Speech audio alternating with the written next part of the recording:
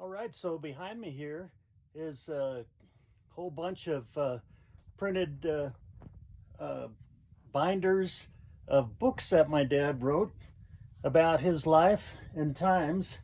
And right up there is a photo album of pictures that I collected and held on to over the years that I thought were related to the Pierce family and a few of me. Uh, I'm looking at one right now of me in my sister's driveway the day after I got out of the boot camp in the Army and I was headed for Korea.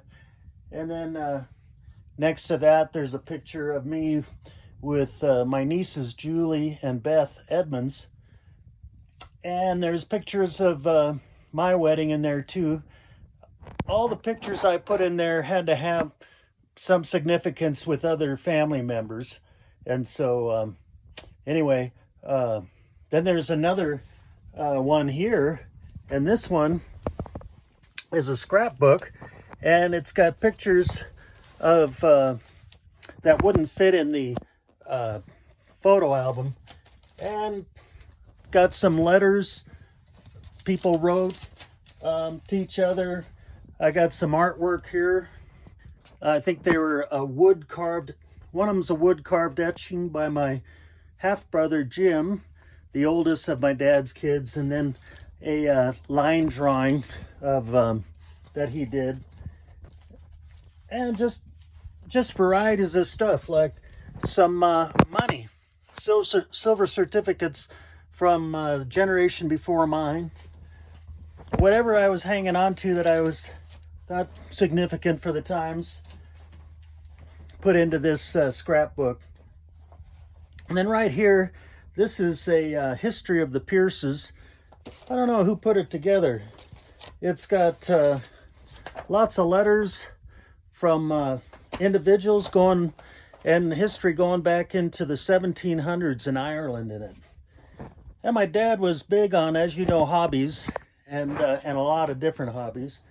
And he put a compilation of his adventures with my mom in this book called A Grandparent's Legacy.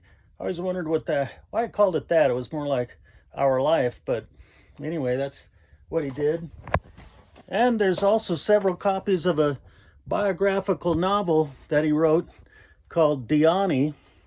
I tried to read it. I couldn't because it was too much in his voice, and to me it wasn't interesting. It was a fantasy about world travels of some character he admired in college, and but the encounters that this character had in his world travels were sort of based on where my dad had been.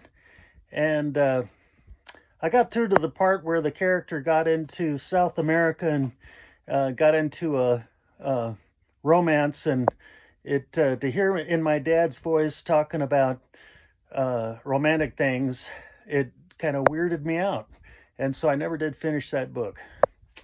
Now my dad, of course, was big on games, which was a lot of people were like that back then, because like I earlier mentioned, they didn't have TV, they had maybe radio, or so you had hobbies and you got together with people and you played games, and society was a lot more social than it is now. Our society now has sort of become, we're all very isolated from each other according to our own peculiar interests, and we've got too much internet and social media and at our disposal, so we tend to ignore each other a lot. Anyway, it wasn't like that in my dad's era, so he was still writing games that he was hoping people would want to participate in. This one, they're very unique too.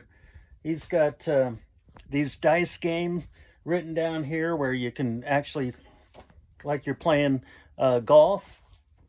And then he's got another one here, billiard sports. So if you're like to play games on pool tables, he invented a bunch of games that you can imagine on the pool table. You're actually playing basketball or baseball or soccer. very unique. His mind was always going, and he didn't have a lot to do in his retirement years, so he did this stuff.